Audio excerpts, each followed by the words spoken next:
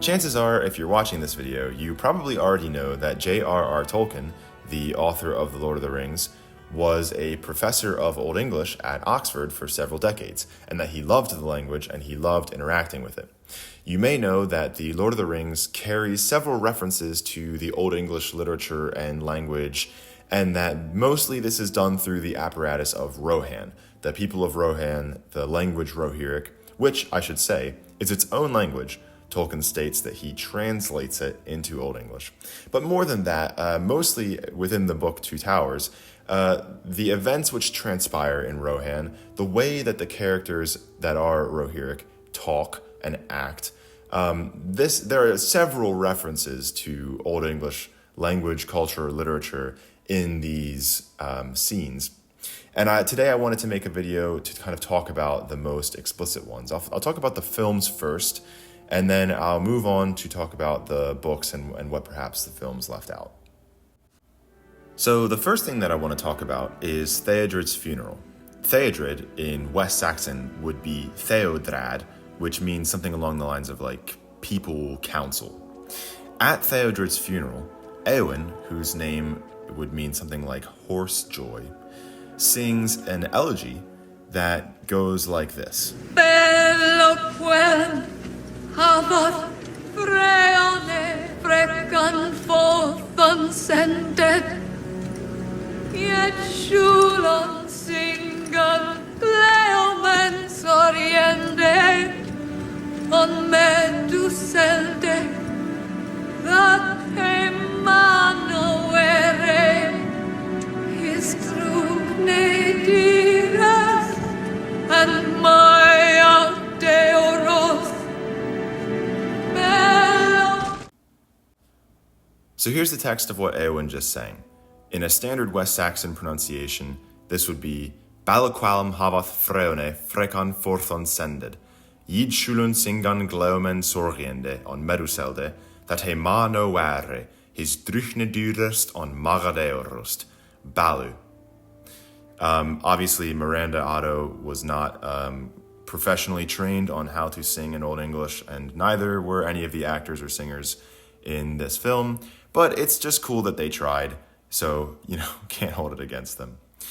I have here a translation of relatively what this means. There was clearly an attempt to compose this piece in an Old English meter, similar to that of Beowulf or other Old English poems. That attempt did fall a little bit on its face, but, again, points for trying. The next reference to Old English appears a few seconds later when Theoden, whose name literally means king in Old English, is mourning his son at the barrows alone with Gandalf standing by him. Theoden makes a quick reference to Simbelmine, which is the flower that covers the barrows. In Old English, Simbelmine means evermind, and Gandalf actually explains this in the books, so it's cool that the movie makes a reference to it. The singers in the song that's playing in the background begin to chant, and they say, Of childe tomen, that he is dath yiseo, that har de soth. This is clearly some sort of excerpt of a longer original composition in Old English. It's pretty cool that the writers really wanted to compose original Old English for things like the soundtrack. And whoever did it clearly knew a little bit about Old English. For example, that you should use the subjunctive after that clause. It says that he his dath yiseo. That's a good usage of the subjunctive right there. Less so in other parts. For example, that har de soth, which is clearly supposed to mean that hard truth. That's just not really how people talked in Old English. But, again, points for trying. Gandalf, who's standing nearby, then says this.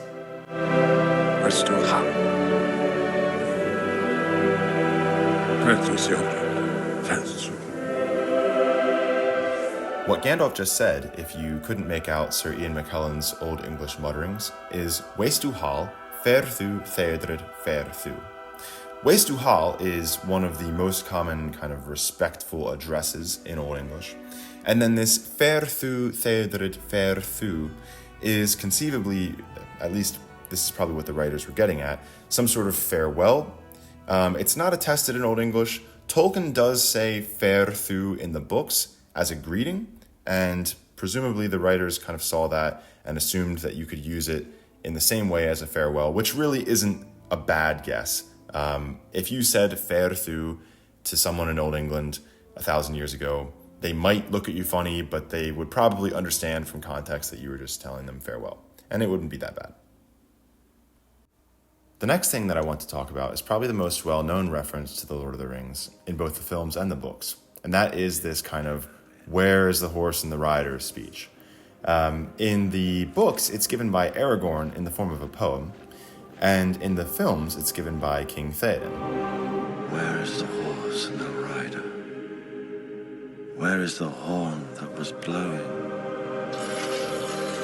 They have passed like rain on the mountains, like wind in the meadow.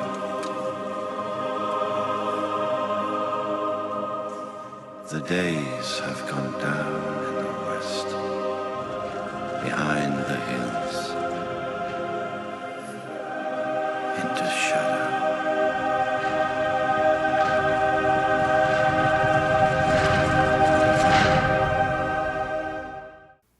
There's a lot going on here, so I'll start at the beginning chronologically. There's an Old English poem called The Wanderer. In this poem is a passage referred to as an ubi sunt passage, that is, in Latin, a where are they passage, in which the poet kind of asks, where quo merch, where quo mago, where is the horse, where is the warrior? He asks, where is the giver of treasure, where is the feast? All of these questions kind of suggesting artistically that they are gone, that they once were here, that there were all these beautiful, wonderful things that the poet used to know, and now they are all gone. It's very much an elegiac poem. Tolkien writes a sort of reference to this poem, and he has Aragorn give this poem upon entering Rohan out of Fanghorn Forest with Gandalf. And Aragorn's poem is at least part of it on the left. Now, Theoden in the films gives part of this poem as his own sort of elegiac remark. And then in the music playing in the background, Howard Shore has the choir singing a different part of Aragorn's poem translated into Old English. And that is this "where quom helm, where quom burne, where quom fax flowende." And that is this "where is the helm and the hauberk and the bright hair flowing." That's a literal word-to-word translation. So you have the Old English poem, The Wanderer. You have Tolkien's poem, which he gives to Aragorn, which is a reference to The Wanderer. You have Theoden's speech in the film, which is an excerpt of Aragorn's poem. And then you have Shore's Old English passage, which is a translation of a different part of Aragorn's poem, all kind of happening in this nexus of references. It's an artistic liberty for sure for Peter Jackson to not give this poem to Aragorn and to give it to Theoden instead, but I think it works really well, and this is probably my favorite part of all of the films. Okay, transitioning now to the books, I want to talk about what happens basically right after Aragorn gives that poem. And that's when they arrive at Edoras, which in Old English means like houses, and the palace of Meduseld, which in Old English means literally mead hall. They're greeted by a guard at the gate who gives this speech. "Who are you that come heedless over the plain, thus strangely clad, riding horses like to our own horses? Long have we kept guard here, and we have watched you from afar. Never have we seen other riders so strange, nor any horse more proud than is one of these that bear you. He is one of the Maras, unless our eyes are cheated by some spell. Say, are you not a wizard, some spy from Saruman, or phantoms of his craft? Speak now and be swift." Okay, so this is about as explicit of a reference to Beowulf as you can possibly make without having to actually call it a translation. Let's look at this speech and see how it's a reference to a scene in Beowulf where Beowulf and his companions are confronted by the Danish border guard and given a kind of similar address. The Rohan gate guard says, "Who are you that come heedless over the plain, thus strangely clad?" The Danish border guard says, "What sindunje sarohabendra, burrum werde, thethus brontne chael over lagostrad has laran komon, hiderovolhomas," which essentially means the same thing. What kind of strange warriors are you that have brought this boat here over the waves? The Rohan guard says, "Long have we kept guard here." The Danish guard says, Ich huile was endesata, I war the hailed, which means I was for a long time, and endesata, which means someone who sits at the end of a bench. That means that he's kind of a low-ranking officer. I war the hailed, that means I kept guard on the shore. The Rohan guard says, Never have we seen other riders so strange, nor any horse more proud than is one of these that bear you. The Danish guard says, Navre ich mar an jesach, erla over erdan, thonne is ewersum, sedge on sadwum. Which means, I have never seen of any warriors over the earth someone that is more strong, someone that is bigger than you. And specifically the syntax here, he says, Thonne is ewersum. Tolkien writes, then is one of these. It's practically a word-for-word translation. The Rohan guard says, unless our eyes are cheated by some spell. The Danish guard says, Navnehim his liet leure anlich ansien, which means unless his appearance is actually a trick. That is, unless my eyes are deceiving me. The Rohan guard accuses them of being perhaps some spy from Saruman, and the Danish guard refers to Beowulf and his companions as La Shawaras, which means spies. At the end of his speech, the Rohan gate guard says, Speak now and be swift. At the end of his speech, the Danish guard says, Ovos is seles to yukidan ne huonon eor rekimisundon, which literally means, swiftness is best to tell me where you guys are from. That is essentially, speak now and be swift. Once Aragorn, Gandalf, Legolas, and Gimli are allowed to enter, Tolkien writes, The travelers entered, walking in file behind their guide.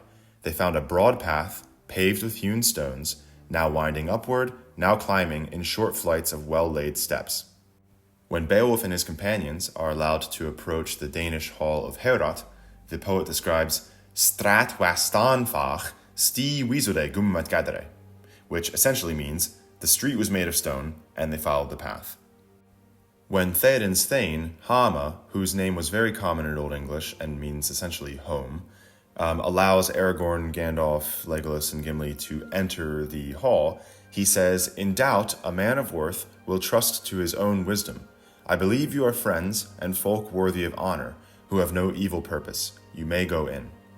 When the Danish border guard decides to allow Beowulf and his companions into Danish land, he says, I whether shall sharp shieldwira yashad witon, warda on warga, saith well fencheth. Each that you hear, that this is hold werud fran shillinga, ye weet hath forth bear on wapen on wadu. Which here he's saying, a sharp shieldwira, that is an intelligent warrior, must know the difference in words and works, that is, whether or not they're good or bad. He who thinks well, saith well thencheth. Each that ye hear, I am deciding now that this is hold werud, that you are a good troop, you are a loyal group of men. Fran Shillinga to the Lord of the Shieldings, that is, the Lord of the Danes, Hrothgar. And then he commands them, Yewitath forth beran, wapen on Yewadu. Go forth bearing your weapons and your armor. Which isn't exactly the same. In The Lord of the Rings, they're entering the hall, and in Beowulf, they're just entering the land of the Danes. But the similarities here are pretty striking. All of these events are happening in the chapter The King of the Golden Hall in the Two Towers. And later in that chapter, once Theoden is sort of revived by Gandalf, his nephew and his niece both say something in Old English. Éomer, whose name means sort of like horse fame, says, Weistu Theoden Hall, which is a really standard Old English greeting. It's used in Beowulf, it's used all over the place. It just means, hail. Éowyn, at the feast, bears a cup to Theoden, which is a reference to Beowulf, in which Walchtheo bears the cup to Hrothgar. This seems to maybe have been an important role for a high-ranking woman of the court to bring the cup to the king. And here, obviously, Éowyn does it for Theoden, and she says, Fair thu Theoden Hall, which, to my knowledge, is not attested in Old English, but the meaning is pretty straightforward. It's another respectful greeting. And that's all I have to talk about today.